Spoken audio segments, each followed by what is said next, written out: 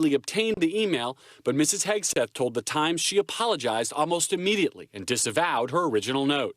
Pete's the type of guy that he's going to work. He's got great work ethic.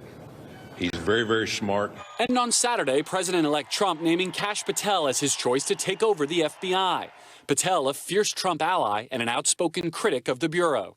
I'd shut down the FBI Hoover building on day one and reopening it the next day as a museum of the deep state. Patel would replace Trump appointee Christopher Wray, who was just 7 years into a 10-year term, and would have to be fired or resign to clear the way for Patel, a former public defender, federal prosecutor, and Trump national security official. He's experienced not only in putting criminals behind bars, but also can understand what happens when government overreaches. Patel has little management experience and has promoted lies that the 2020 election was stolen. We will follow the facts and the law and go to courts of law and correct these justices and lawyers who have been prosecuting these cases based on politics. The combative Trump loyalist is also the author of a children's book, The Plot Against the King, in which a wizard-like Kash defends King Donald.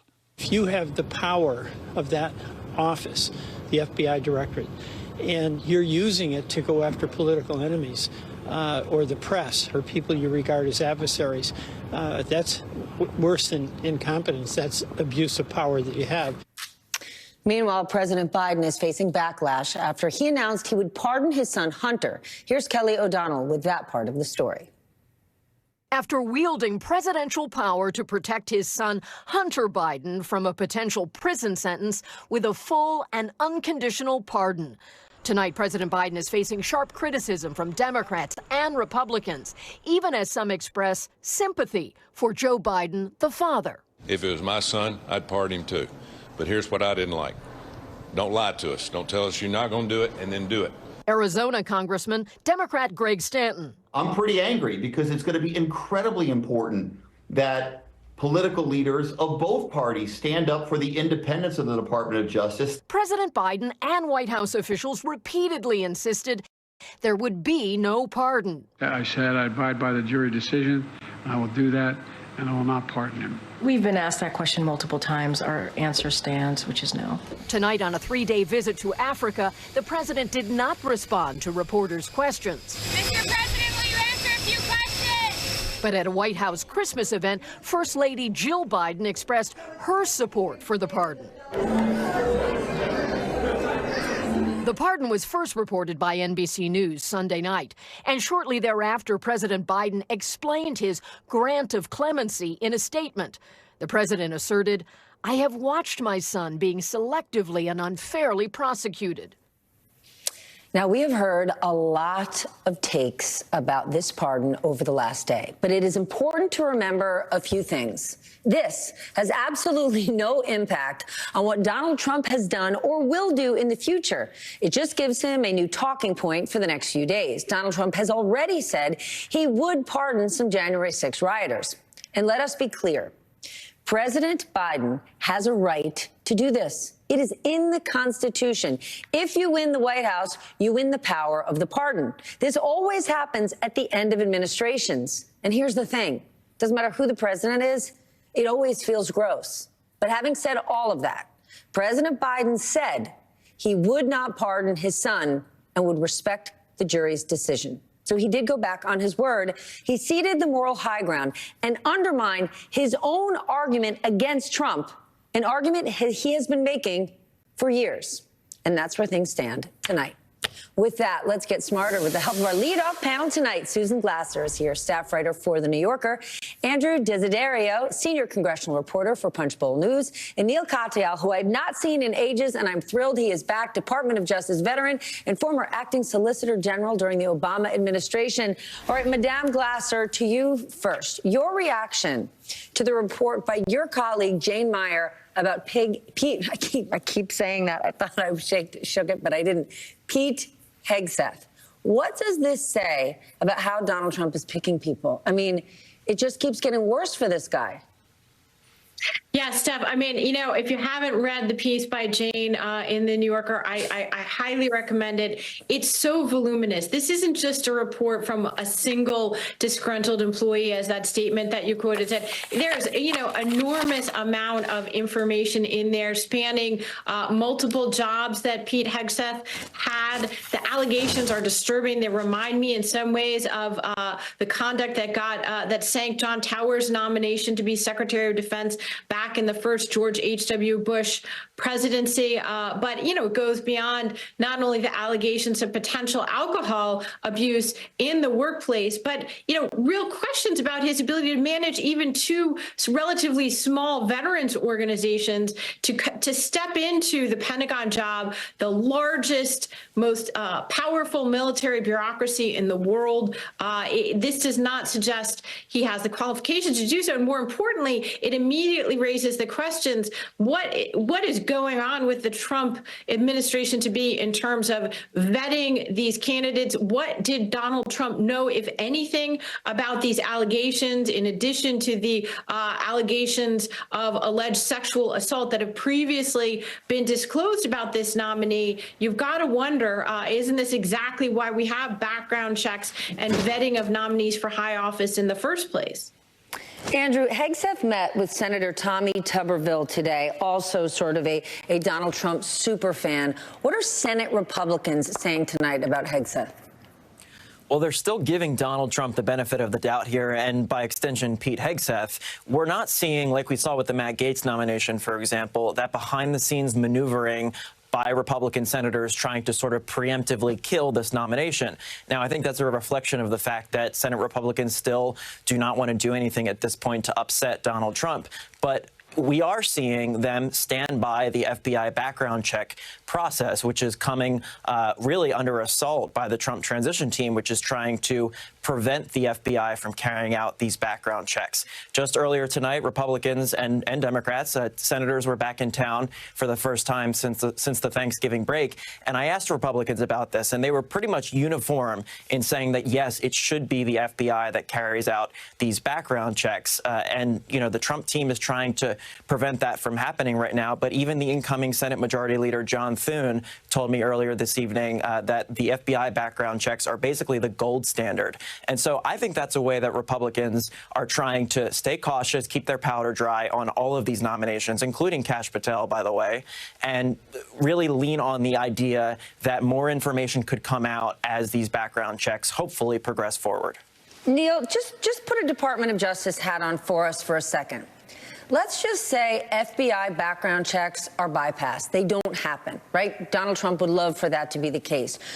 If it doesn't happen, it's not like our foreign adversaries aren't digging up every ounce of dirt there are on these people who could end up with some of the most important jobs in our government. That's exactly right. I mean, I went through 2 really extensive background checks where they overturned they looked into every nook and cranny of my life. And that's the way the Justice Department works, and all senior executive branch positions. And it has to be that way, not just because you're trying to assess trustworthiness, Steph, but what you're getting at, which is likelihood of blackmail. If someone's done something that's embarrassing and a foreign adversary or, you know, some other malicious actor finds out about it, you're leaving that person vulnerable to all sorts of blackmail attempts. And so that's the rationale for it. It seems to me absolutely unforgivable that Trump's disposing with that. I just can't imagine something that's, you know, more corrosive to our national security. I guess we just learned that Neil Katyal did not go to a foam party in Cancun in 1995. All right, Susan, let's talk about Kash Patel.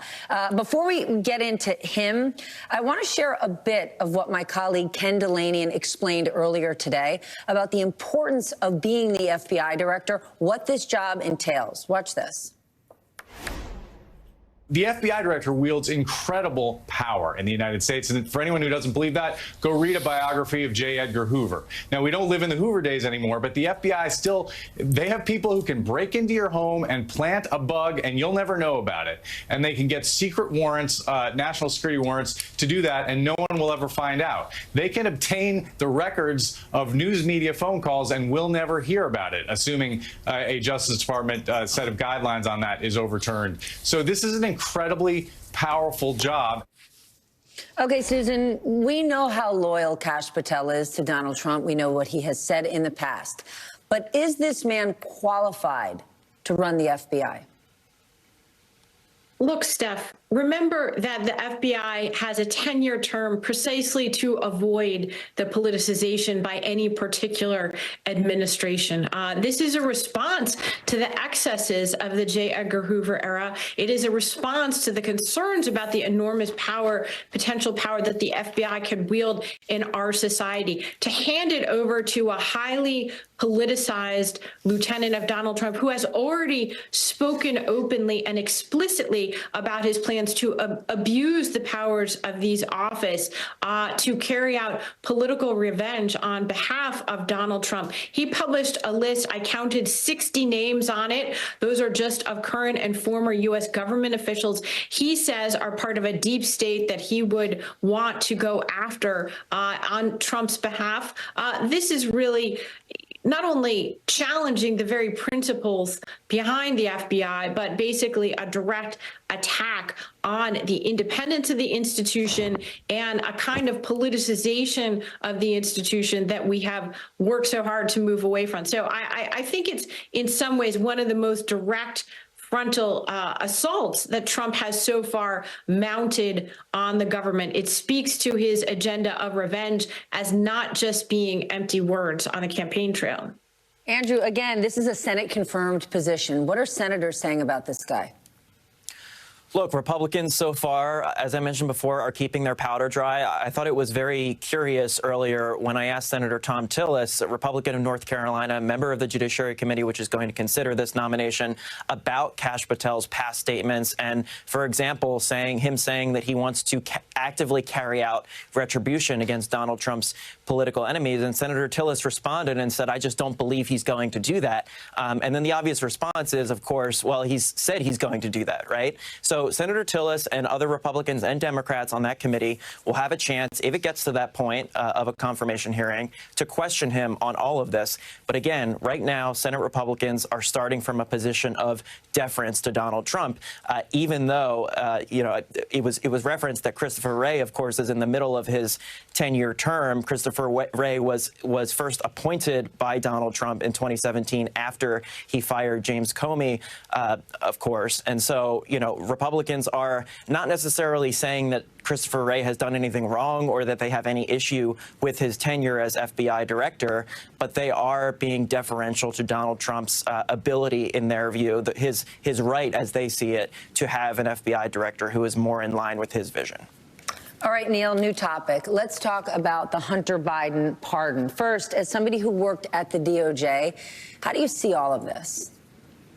Well, Steph, I'm not a fan of using pardons in this way, but it is an understandable act of a father toward his sole surviving son. These crimes that Hunter Biden was charged with were not ones that result in jail time typically.